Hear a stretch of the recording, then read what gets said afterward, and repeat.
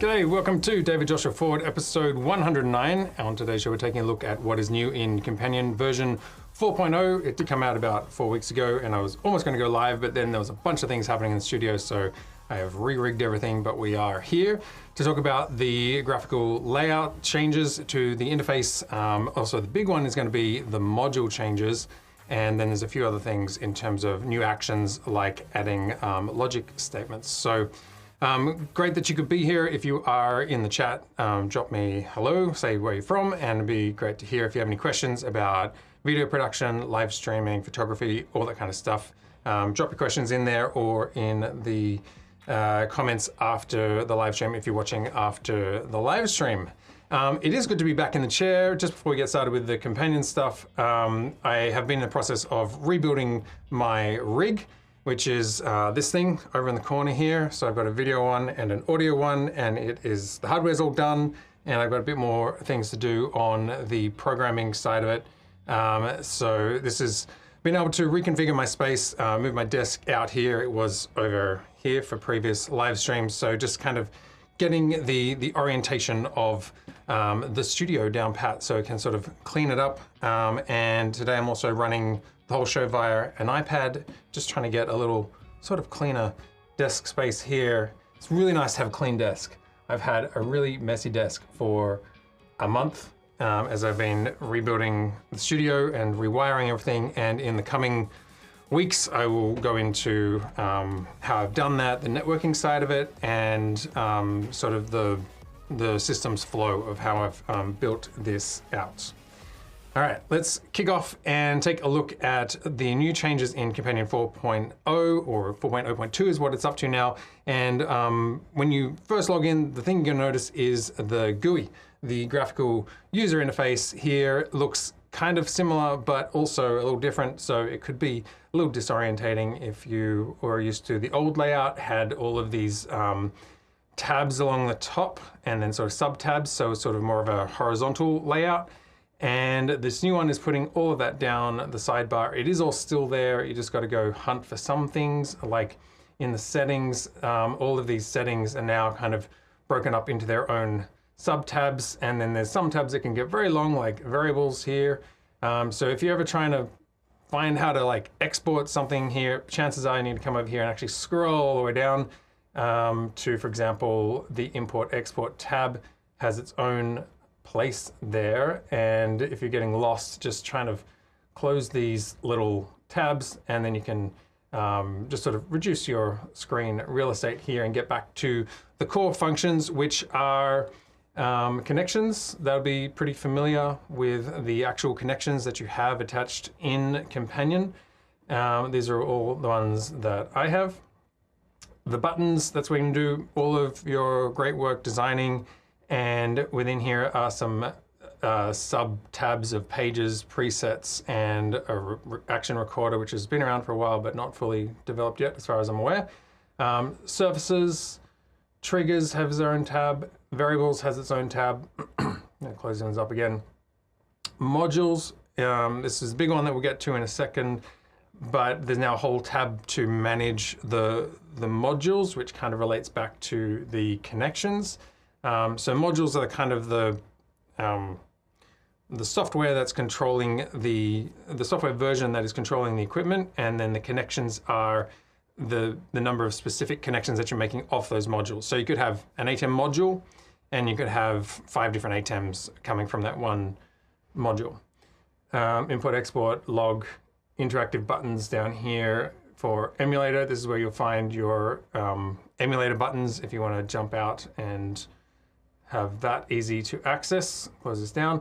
And if you are getting started with Companion and you're new to it, or maybe you've been on versions 2 and you're not so familiar with the changes in 3 and 4, then the great place to start is this What's New tab, which if you come down here, version 3, 4, you can go back to here, and it'll just sort of update you on some of the graphical changes, which I've been over on previous live streams, so I'm not going to go into that. That's a nice sort of consolidated way to just see what is new rather than having to fossick around on GitHub. And 3.5 also had the ones. And then the ones we're looking at today is version 4. So the big one really here, as you can see, is modules as plugins. And let me see what we got here. I'm going to jump ahead to here. So there's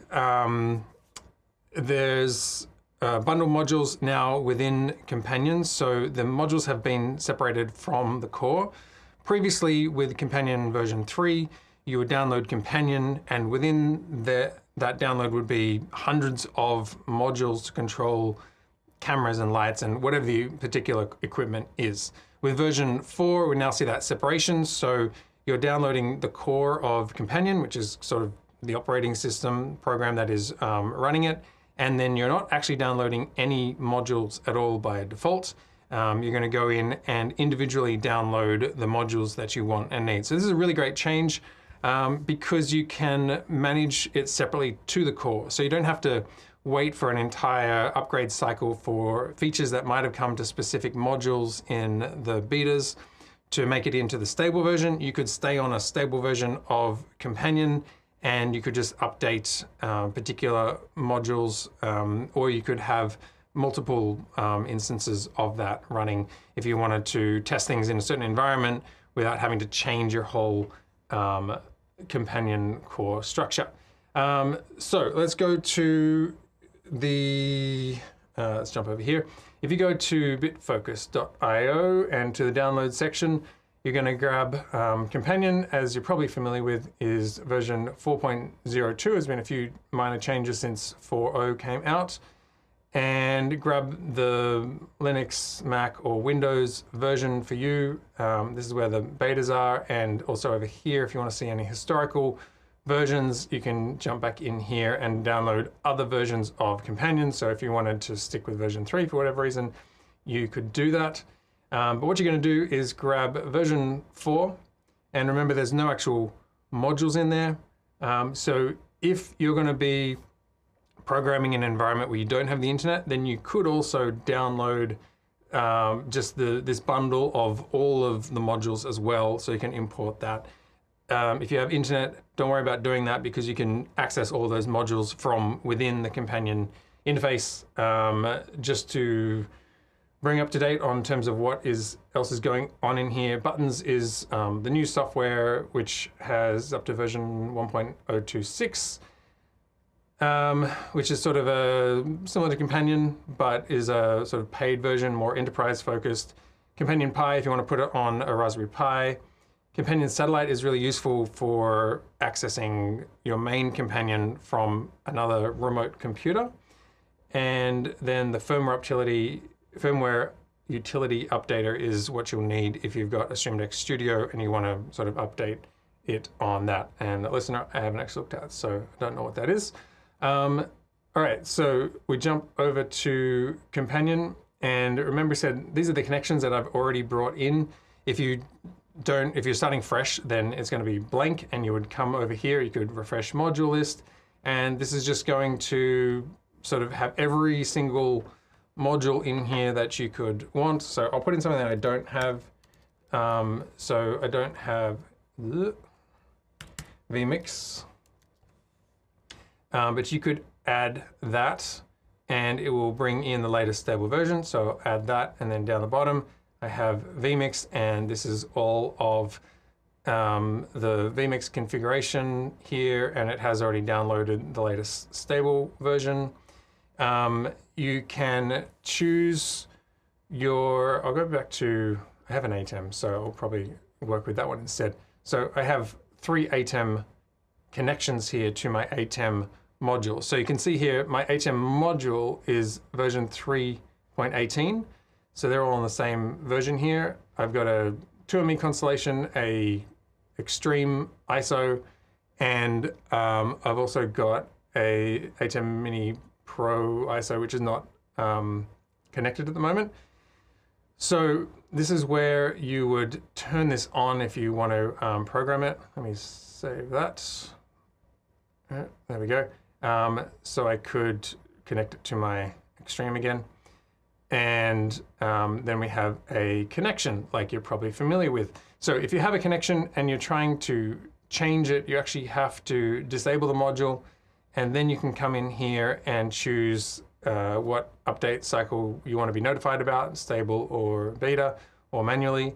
And you can also hit refresh if you want to check for latest modules, or this little icon over here will show you what versions you have available, which, remember, it says it might be some breaking changes, so just be aware of that. So if we go over to modules, you can see that if I click on installed here, this is just showing me the modules that I have installed in my system, and down the bottom it says 611 modules are ignored. So I quite like this update because it means that there's 600 modules that I don't have to download or have in my system. I can just focus on the ones that I actually want and use and need. But if you wanted to, you could click on available, and then from here you can see all of the various software that is available. And then you can also refresh the module list. And this is where you would import the offline module bundle. So if I go to here, this would be the download that we had from the companion offline module bundle. If you download that, then under import the module bundle, you would have this sort of file, and you could import that so you have everything there available. I haven't gone that route. I've gone the route of just bringing them in individually as I need them. You can also import a module package if you're working with a developer, or you're just sort of making your own modules and bringing them in individually like that. ATEM. So if I click on ATEM, you can see here, going back 2 years ago, are all of the versions that I could install and run if I wanted to. I'm just running on the latest one. If you wanted a different version, or if there was a newer one, you can refresh the module list, or you can also hit plus. And so now, for example, it has quite simply like that, gone to the internet, pulled 3.17, and you can also click over here to see the release notes of what is available in that version or the most recent version. And you'll have a little plugin icon here to show you that this one is in use. So back over to connections. Remember, I had 3 ATEMs connected to that one ATEM module, and that's where now under here I can see I could set this one to version 17 if I wanted to. I'm not going to do that because I have things I don't want to break in there, but that's how you would sort of go about doing that. Hit save, and then you can turn it back on, and you will have access to your ATEM. So that's basically the way that one works. So that makes it much easier, I think. All right. The last bit that I want to talk about is just a new action that's been added, which is an add logic if statement action. And there's going to be tons of ways in which this can be implemented, and I'll just sort of mention how I'm thinking about implementing it. If I go over to buttons, jump over here so you can see what I'm doing.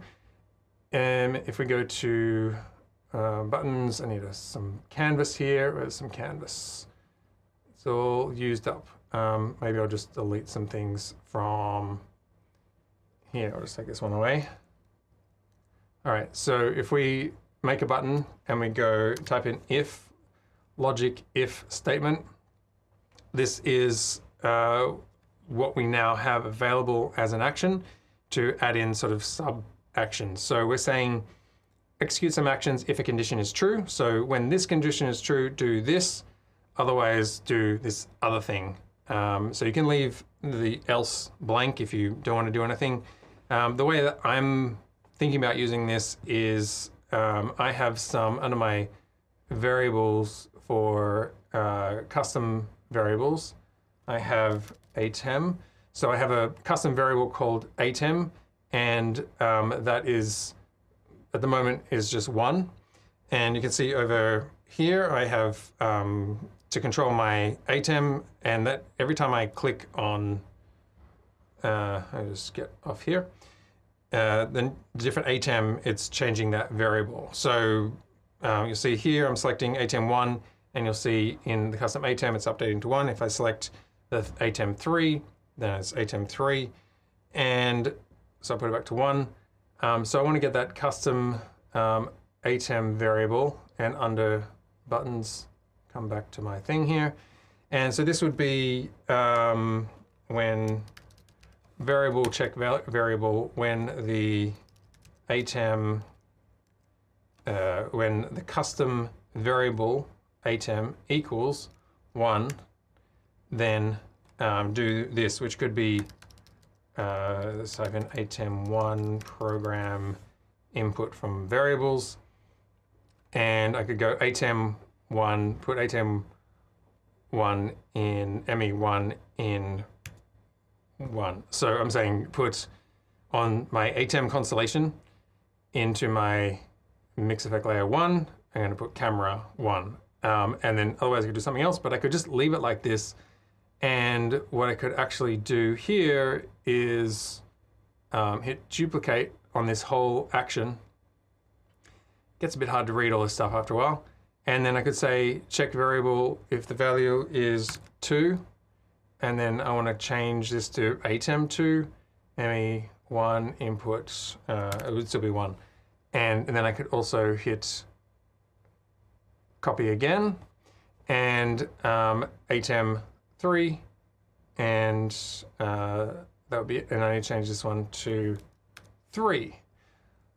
And then you could sort of go through and do the same thing with the feedback. So the what is it? Short ATEM1. Let's just go ATEM2 short name. Okay, so I'm going to make this ATEM1 short name. So on my ATEM1, the short name is camera 1.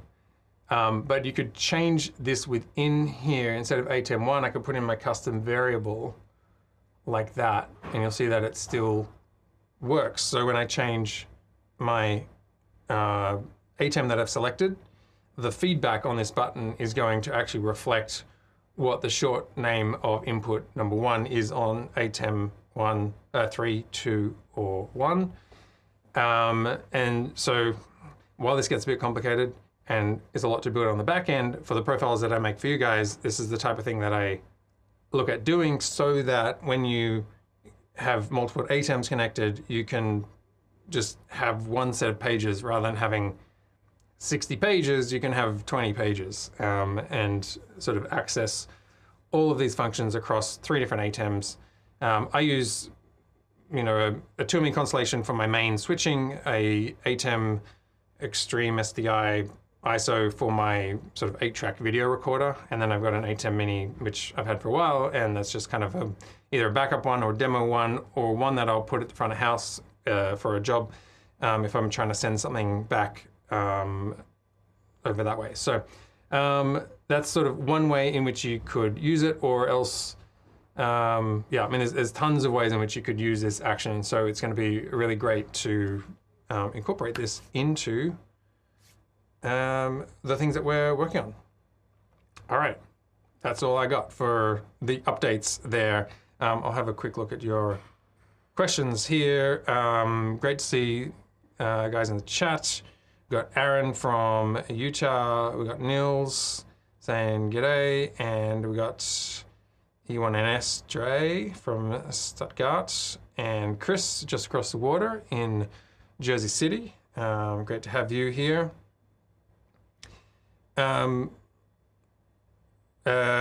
Nils says, "Well, listener is out. I think it's like Vicreo listener." Okay, good to know. I'm gonna have to look into that. Like we were saying with, we're talking about this one over here.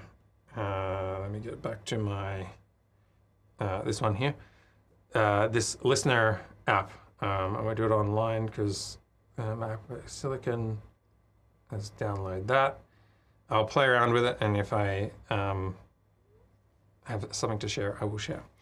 But good to know I have been using, I sort of have Vicreo sort of installed. I mean, I have it installed, I have been using it in limited functions. So I had, I think I've actually turned it off at the moment, Vicreo. Yeah, I've turned that off. I was using Vicreo sort of to advance teleprompter type things. So as I would step through my queue list here, where are we? So this is my run of show queue that we have. Let me just go to this one, and you can see bigger screen. So my run of show queue, pre-show sections, all that kind of stuff. As I go through, like, and this button here, goodbye, is showing what is highlighted and what is next. So as I would advance through the queues, this was using Vicreo under each of these actions to jump the teleprompter script when I needed it to the next section, but it got too much to manage both with the teleprompter script, and so I've instead what I'm using now is what I've developed my own system of. I have my sort of technical cues that I advance here through this run of show. So these buttons are executing lighting and camera and sound and all that kind of those technical aspects. And then under my scene, I have this Google Sheets spreadsheet, which I've showed you before on different live streams under log. So this is actually stepping through the different cells on a spreadsheet, which is looking like, today's was really rudimentary if we want to have a look, because I just threw it together, and that's the point of it, is it's easier to throw together, which is this kind of thing. So in my Google Sheet, this was my run of show for today, which was just, pre-roll, show start, and then my main 3 sections, and then goodbye and wrap. And anytime there's a 1 in this column next to it, it is also triggering the technical cues. So it just means I have sub sections like this sidebar and delay. So point being, I've been able to move away from Vicreo, but I'll take a listener because I do want a bit more integration with Mac OS. Like one of the things I would love to build into my run of show is, and there's probably a way to do it, I just haven't really thought through it, is under here, which is the focus mode. So for all my computers, so my phone, which is I use sometimes over here. So this can be simple clicker button type thing using an emulator. Sometimes how I run it. So the phone is on the same iCloud account, and the iPad and this Mac, all my devices. And so it means that I can very simply create a focus mode for live streaming, which kills all phone calls and notifications and all that kind of stuff, so that when I'm using my computers, both this MacBook that you're looking at the screen here, and also the Mac Mini that's in the rack server, which I can show you over here. Mac Mini is inside of this rack. It just means that I have one focus mode, and it puts all my devices so that I'm not going to be interrupted on a live stream. So that's really handy, and I want to build that into my run of show, because I'm doing a similar thing with, where is it? So these are my pages here. So I got my home page, jump to all the different programs and applications and stuff, shop page to do some switching, just like basic switching. Scene page is kind of like compound actions of switching camera angles as well as PTZ positions and upstream keys and all that kind of stuff in here. And then I have my show page here, and I have this pre-roll, show start, end show, and wrap, which relate to my clock pages over here. So I can sort of see keep tabs on the pre-roll, start, end, and wrap. So, here I can, okay, we're gonna end the show in 35 minutes or sooner if we don't get questions or whatever.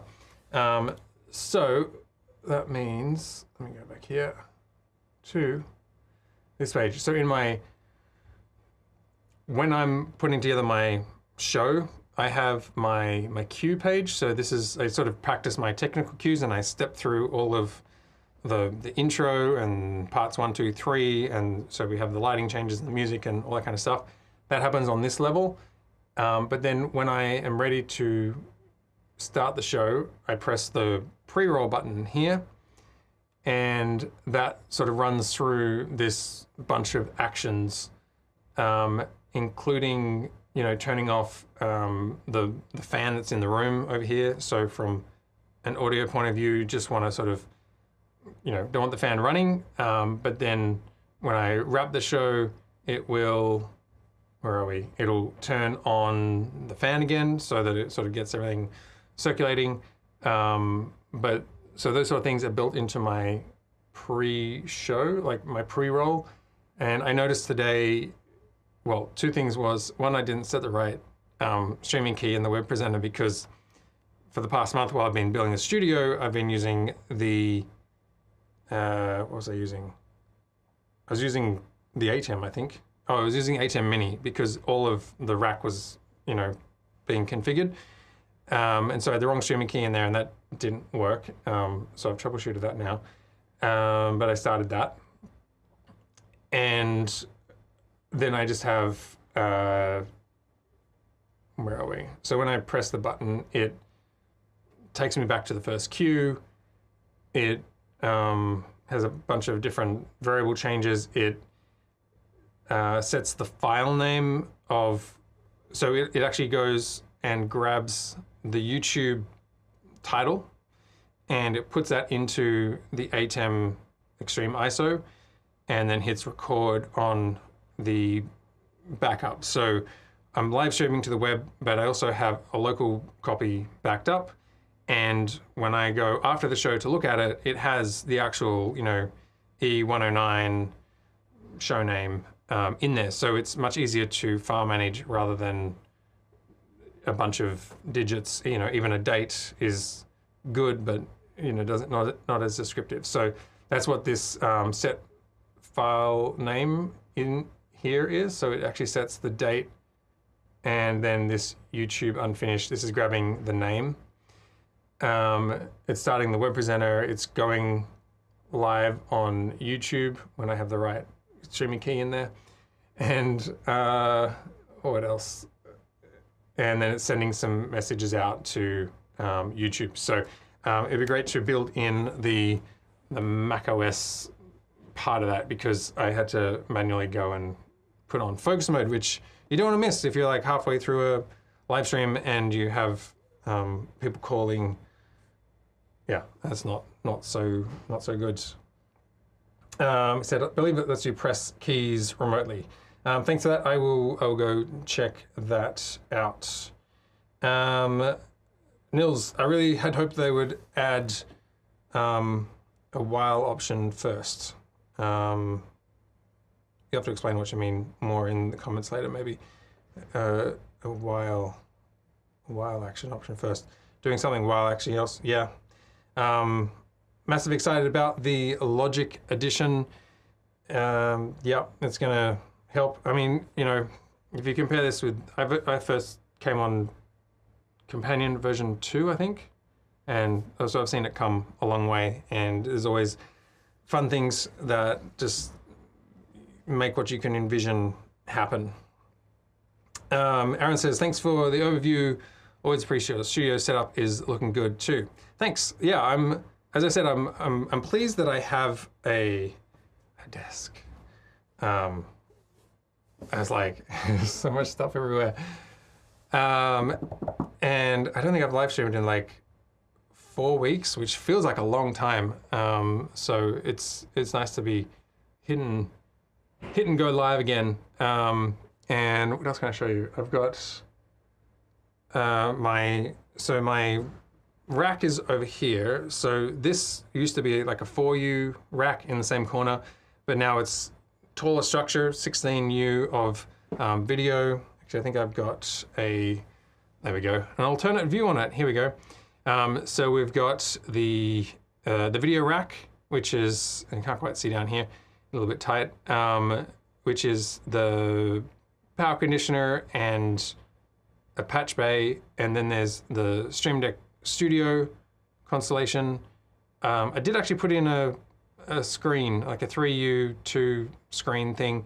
I wasn't going to at first, just because I treat it more like a brain. So, like, meaning I usually do more of my live streaming, even from jobs like at a desk with a laptop and a StreamDeck, and then the actual brains of it is sort of sitting off to the side. So I don't necessarily need a screen, but I figured I had the real estate because behind it is a lot of open space, and that's where some of the networking devices are. And so I figured that would be for jobs where I just want to like chuck it up and go. It kind of gives me some visuals there, and it's sort of SDI and HDMI looping through, and then it's feeding out to my, where are we? If I can see, I don't think I can pull up high enough, but my floor monitor's up here. So it's sort of feeding out to these, the confidence monitor and the teleprompter, and then the floor monitor is placed a bit higher. And what else we got? So we got the screens, and then we got the the Hyperdeck and the web presenter, and I've also got a media card reader there, just because I could, had a little gap. And then I've got a custom patch bay that I have, I just got that from Redco Audio in last week. So it's got a bunch of like power out, and I can connect in another laptop for the audio guy when I'm out in the field, and then some power out. Got the wing rack here taking up 4 spaces, which sort of precipitated a lot of this whole, like I couldn't fit it into one rack, had to break it into 2 racks, but it works out well because I then got another StreamDeck Studio in here so that audio person can have access to some controls to, you know, I don't know, change audio patching or run a tape or I don't know, whatever we need.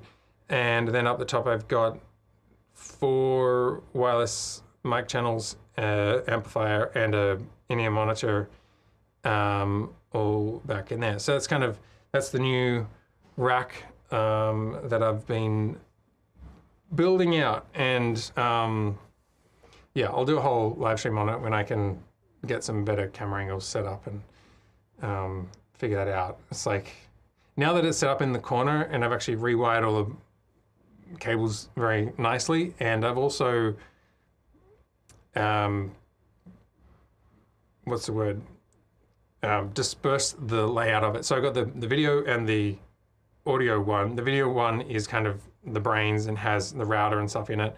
But then I've got sort of sub switches in the audio, the video, the audio, and then I've got an external one, which I'm calling Node, which is kind of one that can sit out in the lighting grid, and that is has like the DMX out and has Dante out for studio monitors, and what else?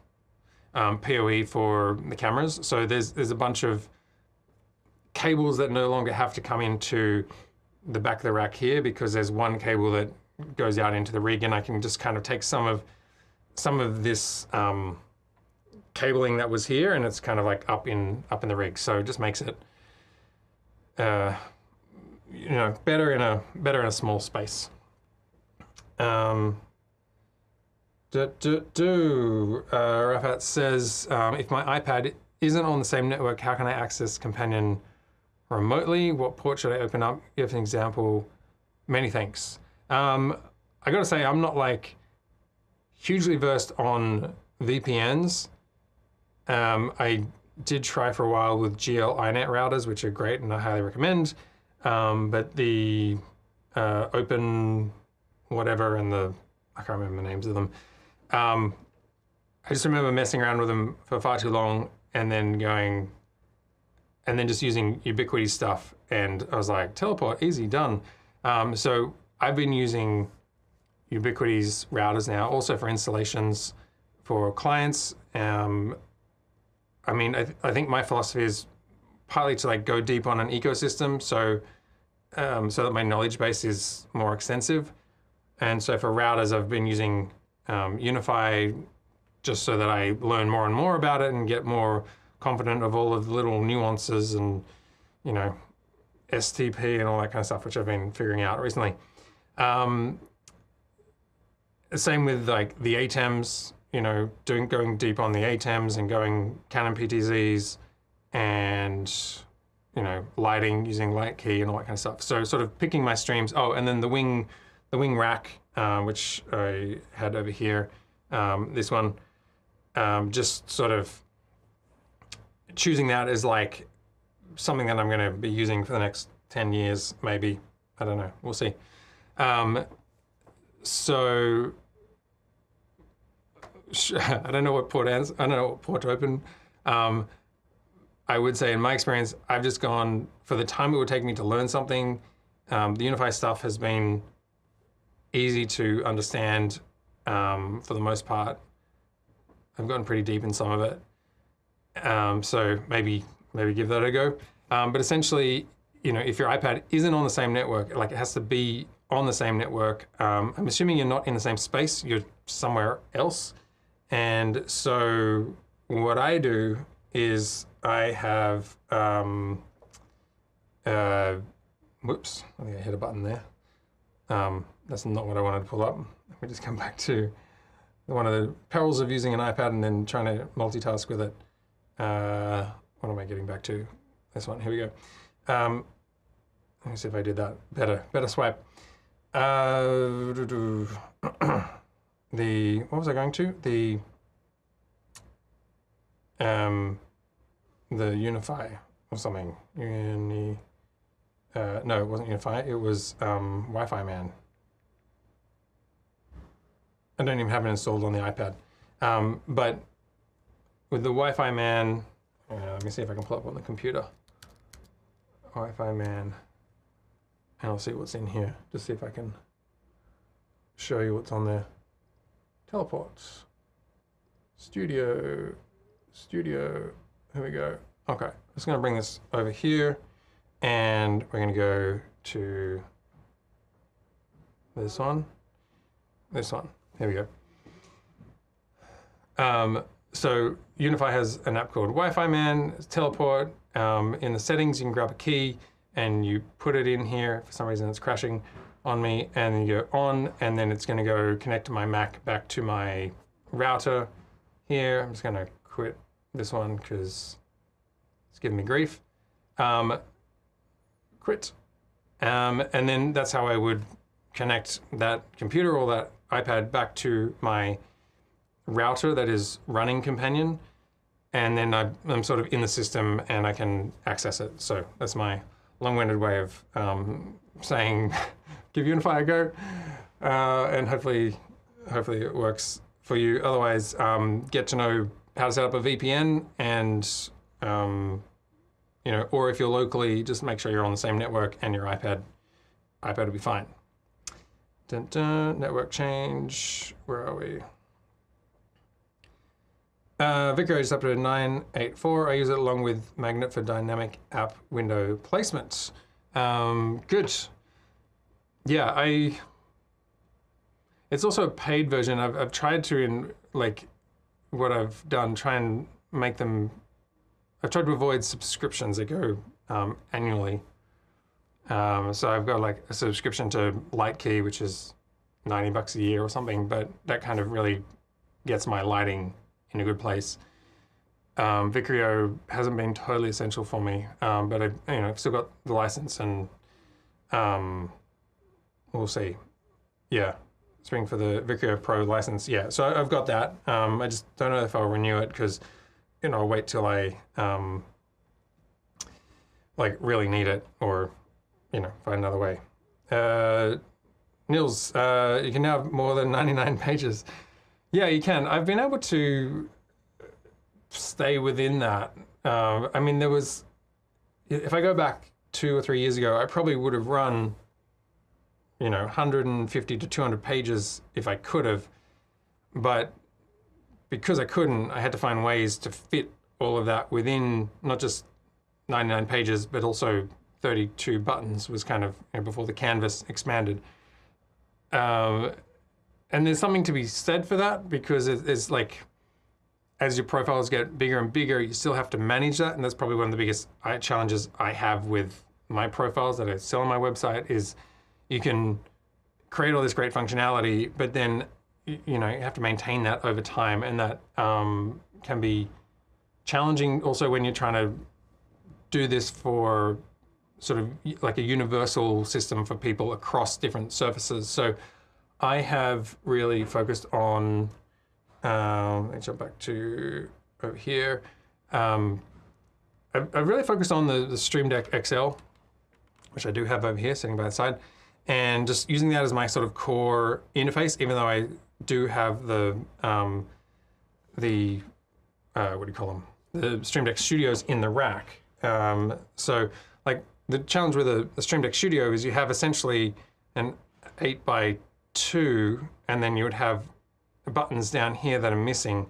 And so I've found a way to have buttons over here that copy from this layer. So I'll show you what I mean by that. If I go to, I'm still building this out. So Casa is my page where I sort of turn on all of the things in my network.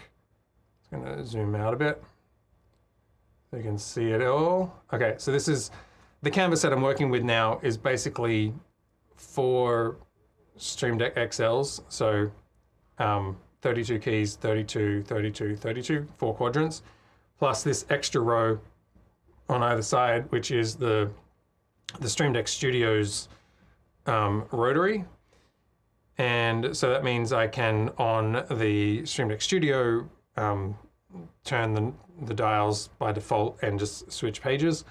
But all of these buttons you'll see are copies of these buttons, and this one's a copy of this one. So it means, and this is what I've got here, so I've just created a button. The press action is triggering from this page and then to 0, and the release is the same, and the feedback is the same. And so essentially it's like porting this button over to here. And so what that means is I can go into here. So if I have a Stream Deck or an actual Stream Deck, and we go to, what was it, Casa, or was it here? So I can actually access all the buttons on one page, and then for my Stream Deck Studio, I can also access all of these buttons, even though this row is kind of sitting out here.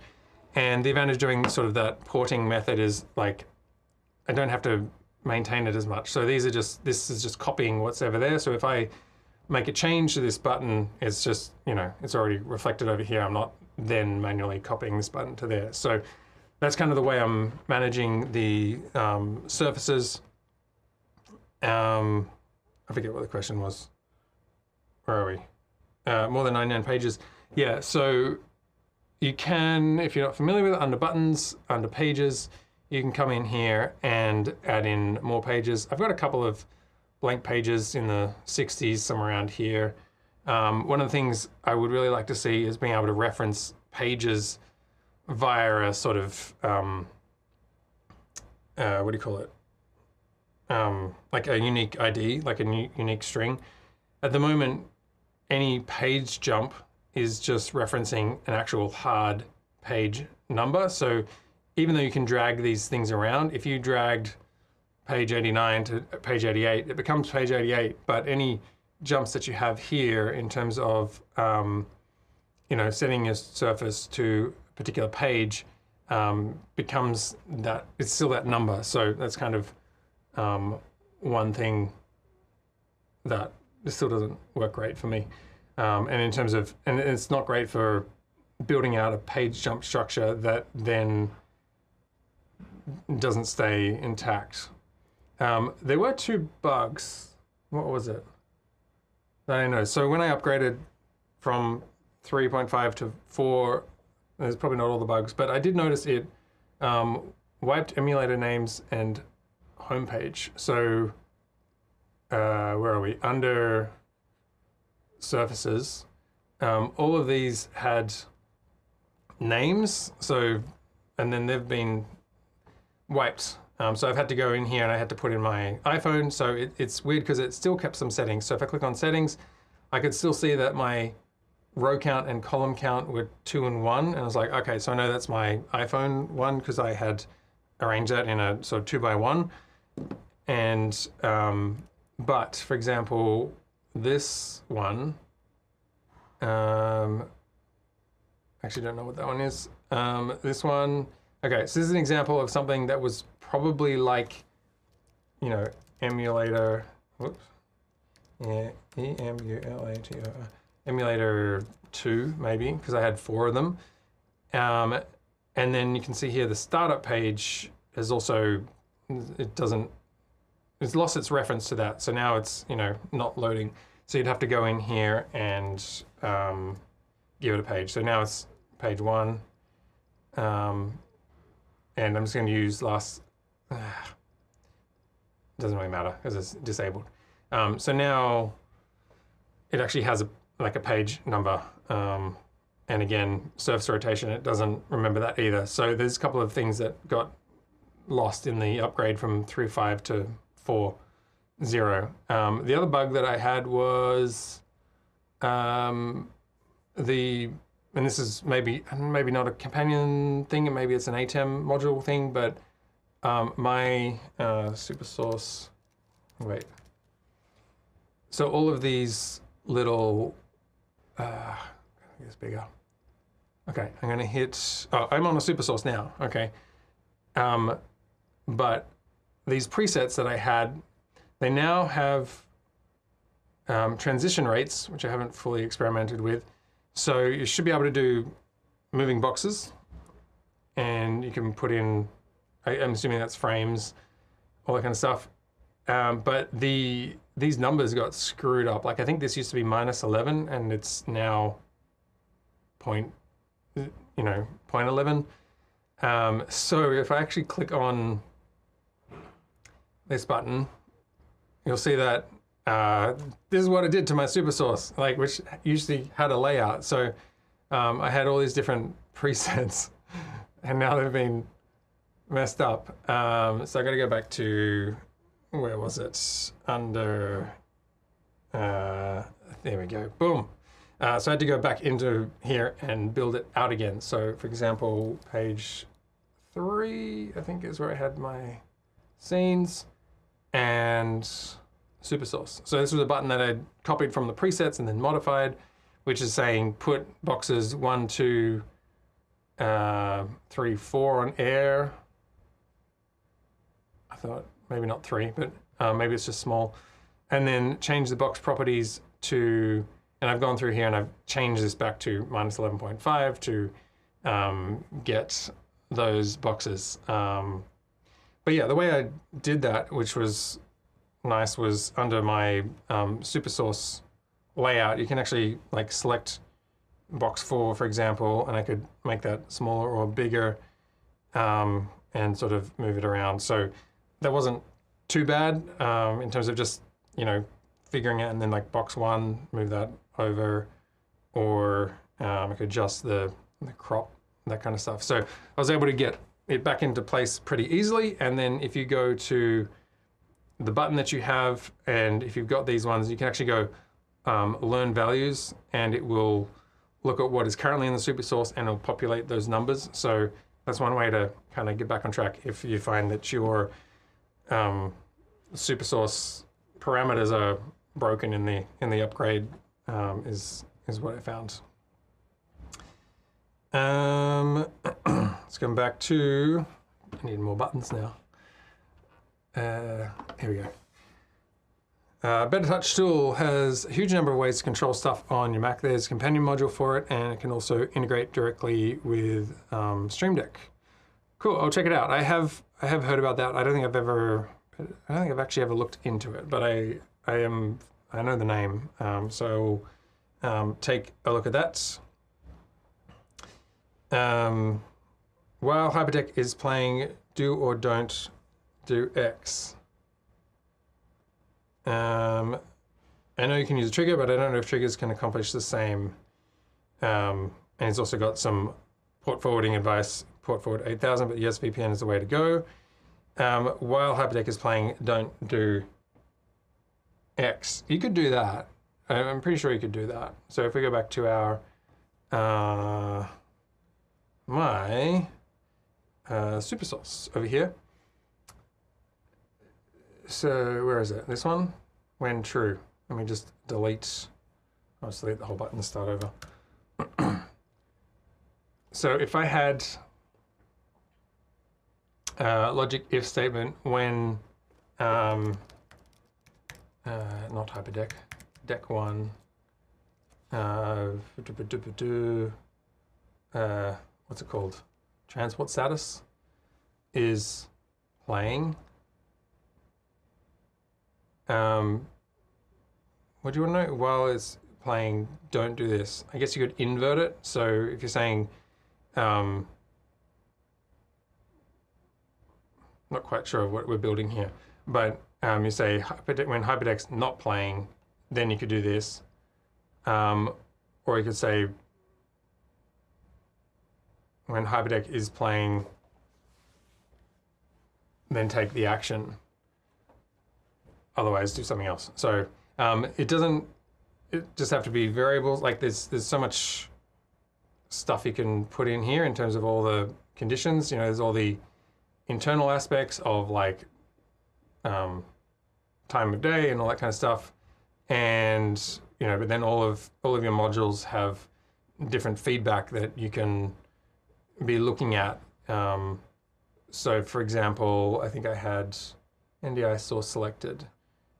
So I've got, is that in there, undefined? I don't know why it's not working. So for example, I've got a Magwell converter. But I've only got one of them, but I've got like 3 tail air cameras and I'm using the NDI to bring in these sort of shots. So these are coming in over NDI into the converter into the ATEM. But I have to switch the NDI before I get that particular camera. I'm getting around it at the moment by actually using a viewer off my Mac Mini. So the Mac Mini has 3 HDMIs out. I wonder if I can show you that one, which is MV1, is that right? There we go. This is my multi-view monitor. You can see in the 3rd row, I've got my computer outputs. So the first one is my main presentation MacBook that is at my keys here that I'm typing at. And then there's Mac Mini 1, 2, and 3. And so one of the first one's a control interface that I use to just monitor the light key and VLC and like all the applications that are running in the background. If I need to get in and check, you know, Social Stream Ninja, like all those applications that are running on the network, that's my kind of control panel for that. Not necessarily something that I put to air, but could do if I wanted like VLC in there. And then the box that says goodbye, that's actually my teleprompter, which will show me, it shows me what's next. So next is saying goodbye, which is probably good. And then down below, you can see that pre-roll, the show start was 53 minutes ago, and my end show is in 6 minutes. So this is in my line of sight to, let me see if I've got the tail air, this one. So I have multiview 1 is what you're looking at was a monitor up the top, and then multiview 2 is my line of sight here so that I can see what's coming up next. And that's feeding out from the Mac Mini. But then my multiview 2, not that one. Where are we? Back to this one. You'll see the far one is actually a camera because I'm using an NDI viewer, and it's just, so it's coming out of the Mac full screen so that I still have 2 camera outputs. And so then I can monitor that down here. Actually, I need to put that up. I've got the Apple TV. Try to put all my cameras on sort of row 3 and then the graphics computer stuff on the bottom row. there. So that's kind of how I arrange that.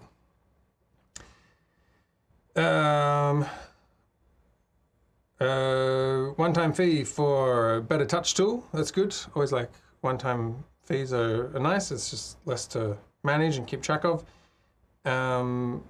Sebastian, what is this? An IoT dashboard? I'm not quite sure what you're referring to, but also let me, what did I put in here? In program, I've got to put in my, let me make sure I'm on the right thing. Web presenter, program, and then my ATEM is, what am I? Oh, I'm looking at my teleprompter. Wait, teleprompter is program 1. All right, that's better. I thought I was putting different things to where. An IoT dashboard. The main IoT things I have are probably like the Wi-Fi switches that turn off the circuits here. I'm not quite sure if that's what you mean, or maybe something else. Let you know, be heard. I wish they did the page reference too. I had to create variables for each page and then keep those updated as I moved the pages around. That is a good way to do things, and also I do that also with like ATEM inputs, so which helps when you're repatching things. So for example, on my where are we? On my Visca. So I've got three Visca cameras. So there's sort of 3 pages for Viscas 1, 2, and 3, which were the different cameras that I've been showing you. And these have a program and a preview mode. So either if it's on preview, then when I hit a button, it's going to put that into preview so it's ready to cut. Or if I put it on, whoops, did I press that? Oh, preview. And then if I put it on program, when I press it, it's actually going to cut to that camera. Obviously, that camera is a particular input on the ATEM, and having just rewired my studio, today what I had to do was I was like, I'm all hardwired, I'm ready to go. And then I realized all of my run of show was referencing different inputs on the ATEM. So, you know, previously the tail air was coming in directly on HDMI into a bidirectional converter into input like 3 or 4. But now it's coming in via the NDI converter, and it's now up at like input 16. And so what I've been able to do with this, so when it's on program mode, I have a logic if statement, I guess, when true,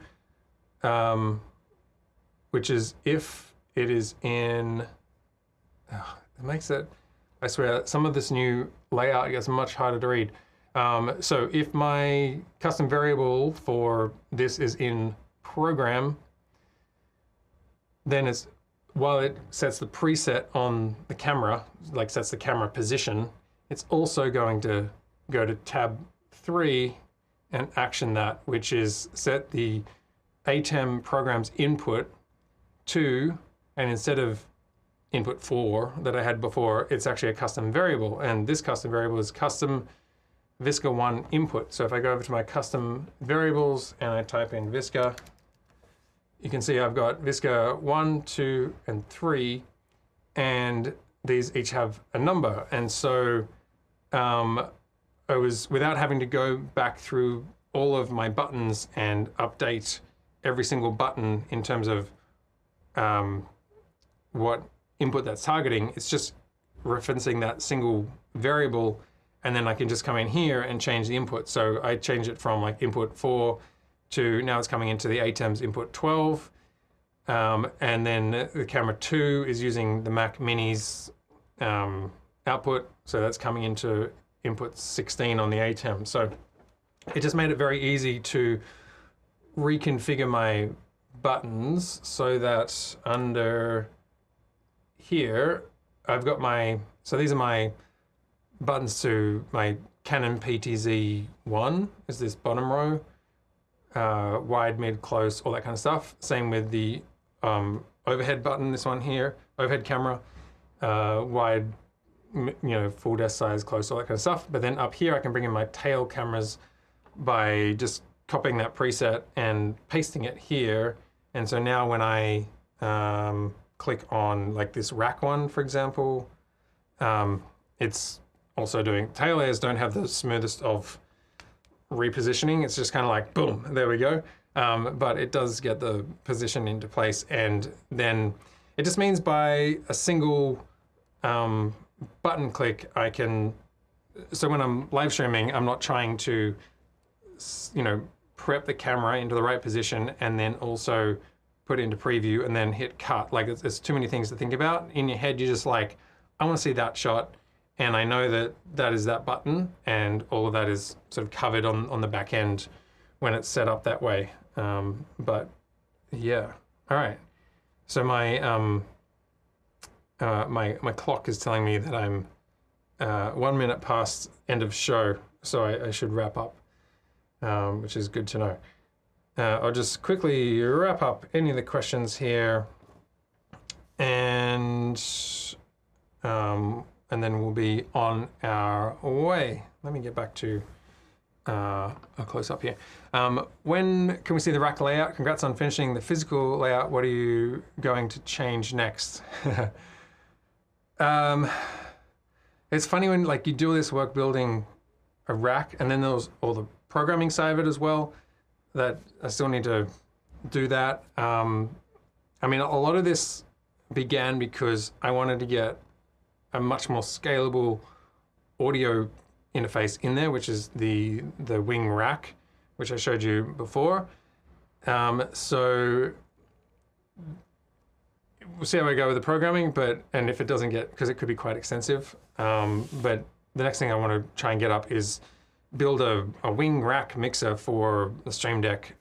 Is what the whole point of all this is, plus it's just, there's a lot more scalability there with more inputs and wireless channels and all that kind of stuff.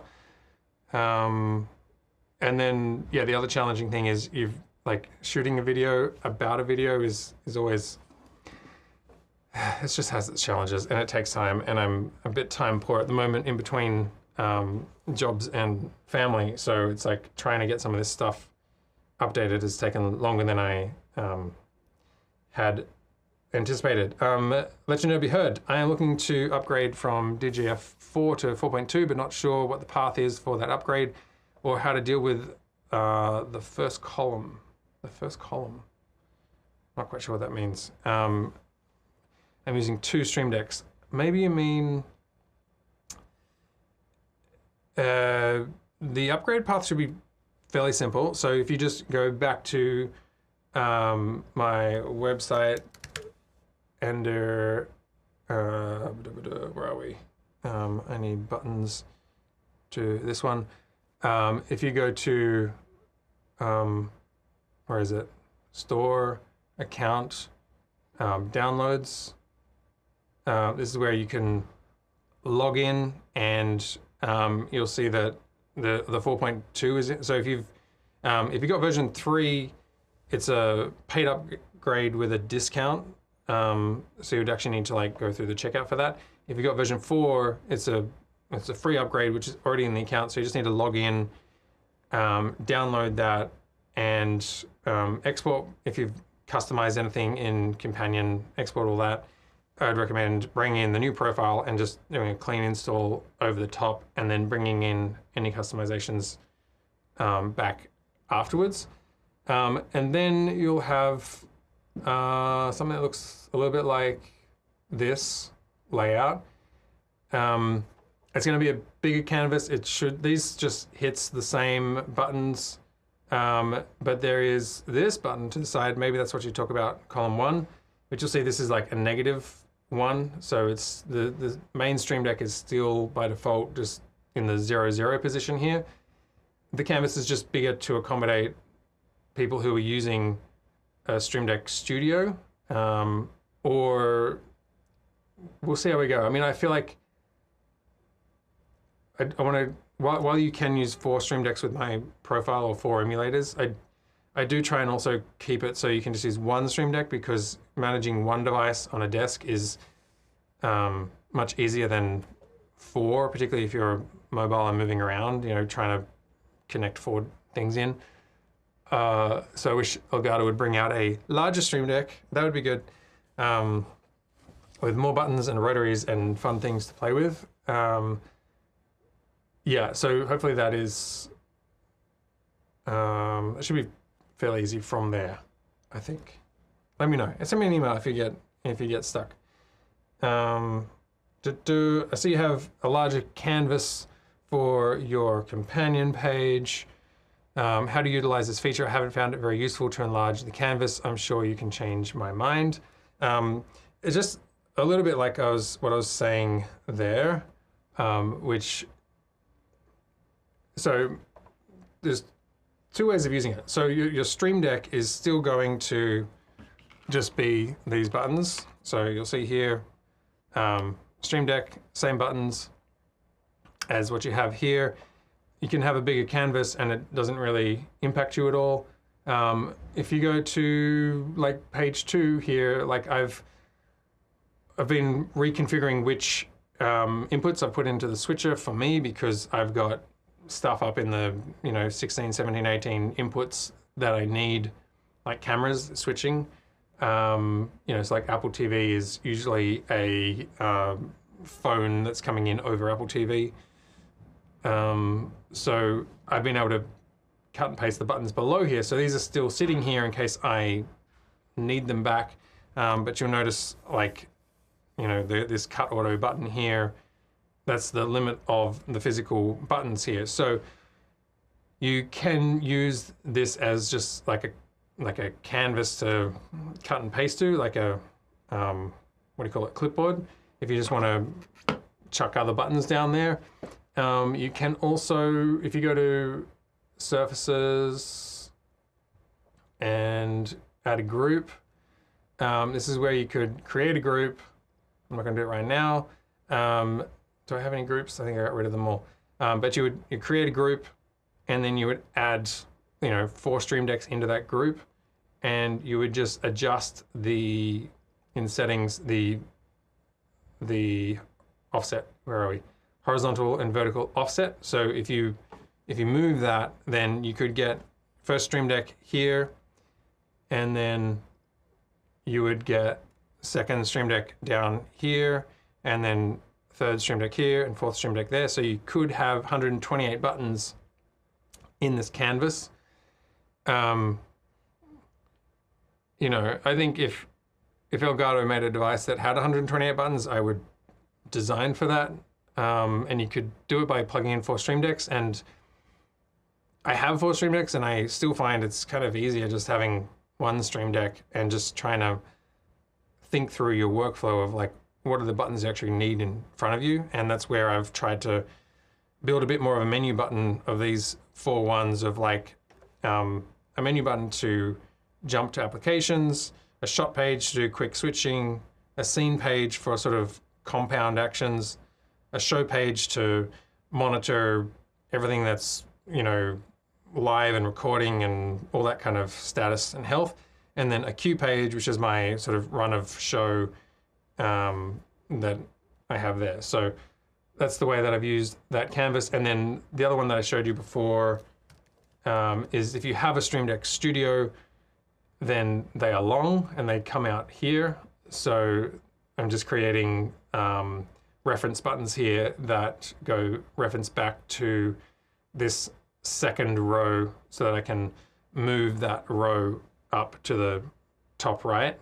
So I think on like, whenever I get to getting a next update out, like a 4.3, I'm hopefully gonna have built out this so that anyone using a Stream Deck Studio will have full access to the 32 button profile in that top right. So that's probably how I'll utilize that canvas. But I certainly do a lot of other buttons that don't fit on the page that don't maybe need to be there all the time. I can still just kind of keep them down the bottom and keep them handy. So that's That's how I use that.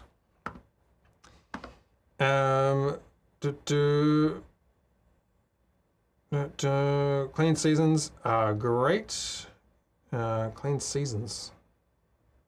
Great. Not quite sure what you mean by seasons, but I don't know if you're talking about the studio or if it's just like delineation of having a baby and looking after a baby and then building a rack and getting back to live streaming. Maybe that's what that is. Oh man. Okay. Let me just. There's a bunch of questions here. Let me just give me 1 second. I just got to check my calendar because I could probably go a little bit longer. 1, 2, but need to jump off soon for meetings. And just checking in. Okay, we're good. We're good for a little bit. I'll try and get through these questions. Oh, okay. Have you made any tweaks to your multi-view layouts? All the time. Yeah, even today I was changing it. So I have 2 multi-views on my Constellation 2ME, and I use them in 2 screens. So I'll see if I can show you. There's a floor monitor up here out of view, which I don't think I have. Oh, I think you just saw it. Let me go to my Visca cam 1 if we go up here. Okay, so this is floor monitor up the top. So it used to be sort of more down here, and I wanted to bring this keylight in here, which I've had previously, and then I got back, and it just had a bit more sort of broader wrap onto just a bit more wrap around my face, but I also wanted it like in the corner so it's not taking up too much of the studio because it's not a huge space. So under, we're going to jump back to this one. So that's the one up there, and then the other multi-view is being used in this confidence monitor, and then I've got program going into the teleprompter so I'm just keeping track of what is actually going out on air because I'm switching and talking. So they're my 2 multi-views, 1 and 2, which I'll show you the layout of them in a bit. But there's also in my rack, which you can't quite see, multi-view 1 and 2, which is behind this monitor, behind there, is multiview 1 and 2, and that's outputs 11 and 12. And so it comes out of the Constellation into this Field Worlds 3U plus something or other. And then it loops out to HDMI converters, I think. So then it's going HDMI back to this confidence monitor. And then you can see my teleprompter screen is up here with the program. So this one is my confidence monitor, which is multiview 2. Let me see if I can switch that one. All right, we're going to have a big old thing. So this is kind of what I'm looking at. The top right quadrant is going infinity because that's program going back out. But normally that would have, whatever's in program. And then the full top left quadrant is my Mac Mini second HDMI output, and I've just set up the page with 2 Chrome pages. So one is an emulator, which is showing me my clocks, and you can see I'm running over there. And there's also a segment clock if I was using segments, but I'm not using that today. And then that black box gets updated depending on how I use my list. So if I, it's got a bit of a delay on it because I use it. So boom, it'll change like that. So I'm on a next segment like this, and I've added a delay to it, but this is so when I'm looking at the confidence monitor, I can just get a topic header, of, okay, next thing I'm going to talk about add logic, if statement, action.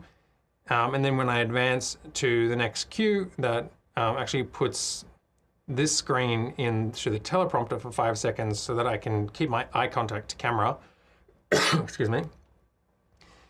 and just sort of keep me on track, and then it automatically flips back to the full screen program. So I got to jump back up, and so now I'm on. So it delays it. So I just pushed it, and then 5 seconds later it goes to the next segment of like what's coming up. So the next segment is saying goodbye, which I said 20 minutes ago. And then below that I usually have cameras. So I've got P to Z 1 is here, hello, and P to Z 2 is the overhead here. And then I've got the NDI input from a tail air camera from the side. And I should bring in, which I could do, I guess I could bump the Apple TV.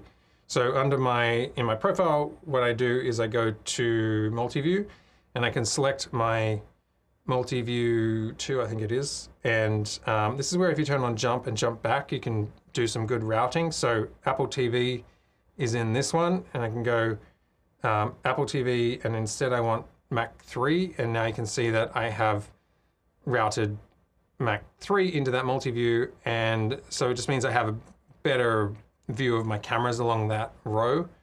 And then I got my Hyperdeck down there, so Hyperdeck I could replace with Apple TV, so that if I ever bring up my iPhone, I can do, so that would be RFTV, and like that. So then I can bring up the phone and yeah, bring a phone into the mix, and so that'd be my sort of camera sources. Or else I would get a Blackmagic cam, and this would be my wireless camera, which I'll probably use to sort of show you around the rack here and my view here. So they're the inputs, and today I had to like reroute the whole thing, but that's more what I'm using for directing, which is, you know, this goodbye section. That's not even a preview. That's just like my sort of notes. And let me just grab this one. I'll put this one on a little stand like that.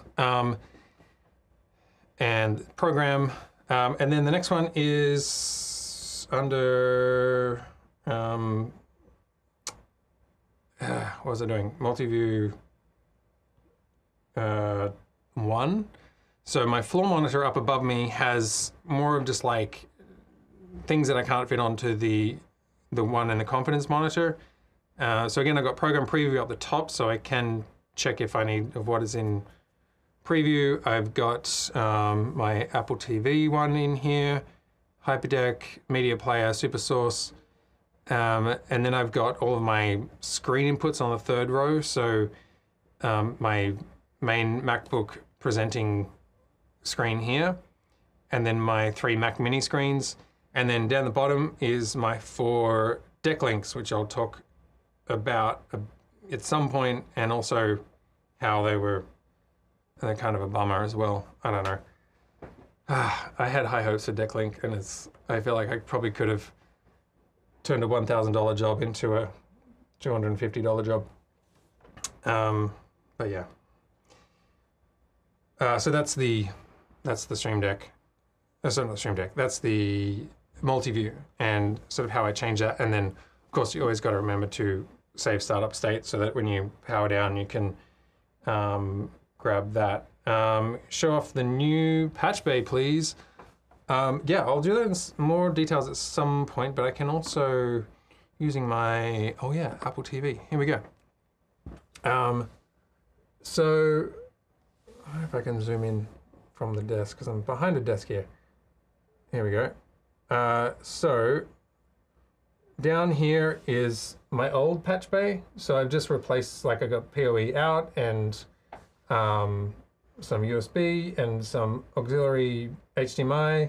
And then I've actually got 6 USB ports for hard drives. So I've got some hard drives down here that I use just for backing up and stuff like that. So that plugs into the rack directly. So I can run that through the Mac Mini as a server. And then I've got an additional input for a laptop. So if I'm out in the field, I can just plug my MacBook straight into here for a sort of PowerPoints or whatever. And then on the inside of this is hubs and stuff like that, which took a lot of small cables from Amazon because there's not much space in there, so you got to get everything perfectly right. So that's the old, that used to be on my old rack, and I've got another one on the back which I can't show you from this position, but I can do that in a later one. And then the new one is this one, which has got the flanged edges on both sides, whereas this one was flat, so it has a bit more give. Whereas this one is a lot more structure and rigidity. These come with the holes sort of pre-drilled. Pros and cons, the holes are maybe a little bit tight for the screws and a bit hard getting in, but it's also nice when you can mount them from the front without needing to put a wing nut behind it. It's just much easier to get in there and sort of to replace things. So I zoom in. Oop, it's getting very grainy. So I've got 2 USB power out because I had it available. I've got some empty ports. I've got a hub here so that the audio guy could plug in a laptop and connect directly to the wing over USB, and also just have like a computer on the network. And there's also HDMI out from that if you needed to run an extended display. I've got a hole here which I haven't there's going to be a switch at some point. I haven't finished that. And then I've got some 12-volt power out and some AC power out. And then that's the front rack. And then there's 2 more on the back of the audio rack, which again is sort of tucked away. So I will get around that. I'll show you in a different time. Thanks for all the great questions here. Clean desks are great. Congrats. Yes, get this phone off the desk. Just make it bigger and cleaner. I'm trying to get away with like, not even like the StreamDeck still has a cable, you know? That ruins the full desk shot, you know? Also the microphone ruins that, so we're gonna have to do something about that. But yeah, get rid of the cables. Running the iPad today. Let me jump back to this one. How are you liking the ubiquiti gateway? I love it. I love it. I'll do a whole thing on this coming up because I've got a cloud fiber gateway and it's very flexible. So it meant I was able to put 10G networking directly into the rack, and then from my workstation move a 10G switch out of the rack. Huge, you know, structure to go through. And I'm still learning some of the things, particularly around, I think, I don't know, I might have had a faulty, I was having a lot of problems, which I can go to a different point, with when my MacBook Pro would wake up, all of the Wi-Fi would go down. And I was trying to figure out, I think it was a broadcast storm or something, and it could have been to do with this OWC Thunderbolt dock. This is a 10G dock. It's upside down. I'll try and show you a picture. It's going to fall out. Could have been to do with that. I was able to send that back under warranty, and so I need to reinstall that and make sure it's not that, because it's, well, I took the dock out and it stopped. But I think related to that is just getting more knowledge on network structure and from what I gather, spanning tree protocol in terms of setting the hierarchy of switches, because I've got my gateway, and then I've got a PoE switch, and then under that I've got a video switch, audio switch, and then this node switch for like lighting, cameras, which is up in the lighting grid. But then separately I've got a 10 gig switch. So it's just getting that structure down. But I mean, there's so much scalability in there. And so that's why I've enjoyed it, is because when I do installs for clients, it is much more scalable. You know, you can get a system for $200 and be learning software that then if you buy systems that are many, many thousands of dollars, you've got the same sort of knowledge base. So you know, if you're wanting to get started, the Dream Router 7 is a lot of bang for buck. And I've also got like a studio, you know, security cam in here, which is part of that. So there's like, you know, cameras that just, I can sort of just keep an eye on the studio, make sure it's, you know, if anything's on, if anyone comes in, that kind of stuff. I'm gonna have to go through this in different ones because I'm running out of time. What artnet nodes are you using with light key? I found that some nodes are not recognized automatically. Let me bring up light key, bring up file, settings, artnet. Yeah, where's my switch? Shot 1, 2, M1. There we go. I'm using, I think I'm just using like a artnet. Is that right? Yeah, I'm using artnet. I'm using a King something coming out of there. So that's my, I don't know, that's the interface. I can go into more of that if you want to drop a thing in the comments after the thing, and I can, after the show, I can try and build that into a future show. Great idea of setting the duplicate buttons on the canvas. Sorry for spamming the chat. All good. Great. I appreciate the comments. It makes it easier to do a show when I know what you guys want to hear about. First column has the dial for the studio. Yes, it does. You can ignore it if you don't, if it's no use. It won't even show up until you scroll to the side. Rob, finally, here again when you're live. Thank you for your content. Nice to see you. Hope you're doing well. I am doing well. Yeah, life updates. I don't know. I had a baby in March, April.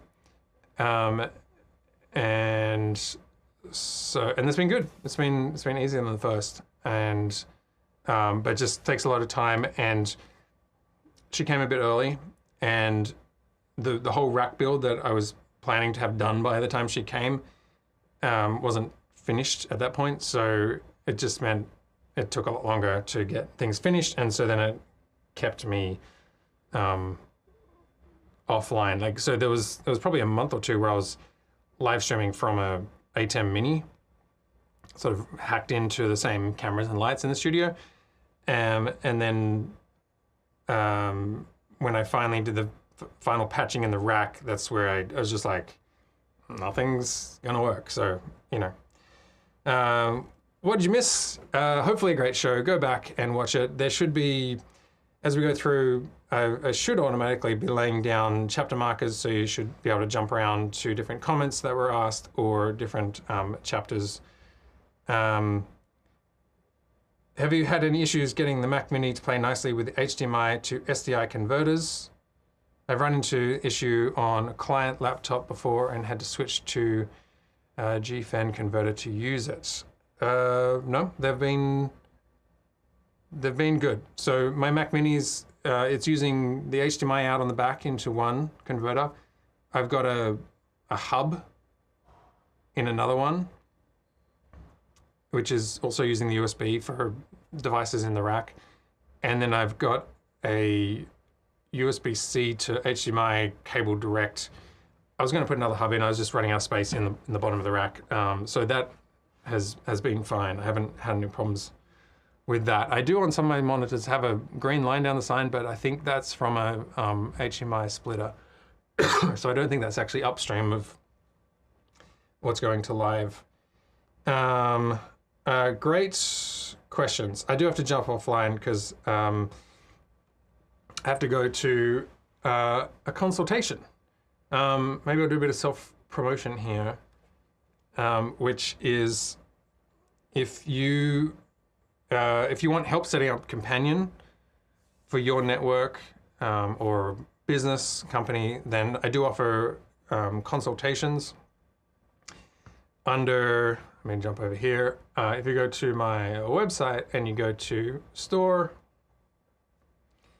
under consultation, under here, there is a calendar, and you can click through here and book a 1 hour session there if you want to talk about live streaming, or and I can actually jump on Zoom and do keyboard mouse controls, so I can directly input into your companion setup. So I'm not saying like click that thing, you know, I can actually get in there and make changes to your individual companion setup. So that is available. All right, I'm gonna take a look at the, thank you for all the questions. It really helps to sort of direct the show. Are running out of time and I need to jump onto this call, onto this consultation. So I will try and answer the questions afterwards or in another show. And I will hopefully be back next week, probably on a Wednesday, because it's like 4th of July and all that here in the US. But until next week, take care. davidjoshuaford.com is where you can go to find profiles or book a consultation. It'd be great to see you then. All right, bye.